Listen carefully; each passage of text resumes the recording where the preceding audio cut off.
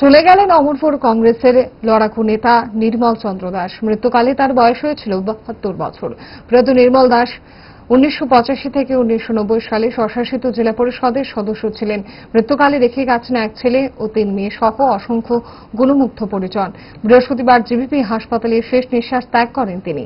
দীর্ঘদিন ধরে তিনি দুরারোগ্য রোগে ভুগছিলেন।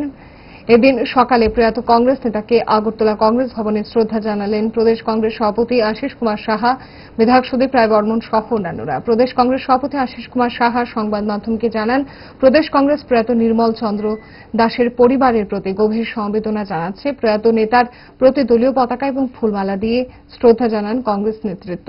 প্রয়াত নির্মল চন্দ্র দাস অমরপুরবাসীর হৃদয়ে থাকবেন অনুপ্রেরণা হিসাবে।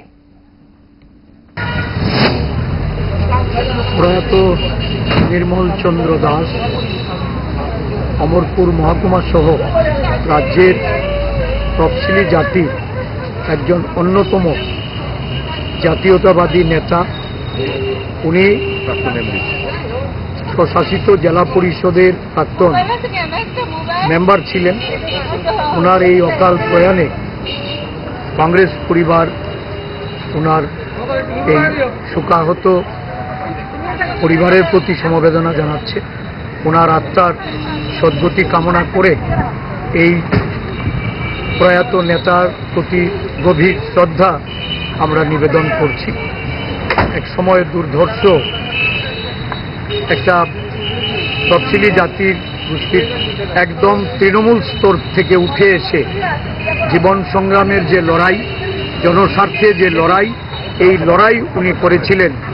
আমরা ওনার এই অকাল প্রয়াণে ওনার যে শূন্যতা, এই শূন্যতা হয়তো ভরিয়ে দিতে পারবো না, কিন্তু এই অমরপুরবাসীর হৃদয়ে উনি থাকবেন অনুপ্রেরণা হিসেবে। সবাইকে ধন্যবাদ। দোষ আপনার ফুড হ্যাবিটে নয়, ভেজালে। সেই মায়ের আমল থেকেই তারা 5 দশক ধরে গ্যাস, অম্বল ও পেটের সমস্যার একমাত্র সমাধান গ্যাস নল।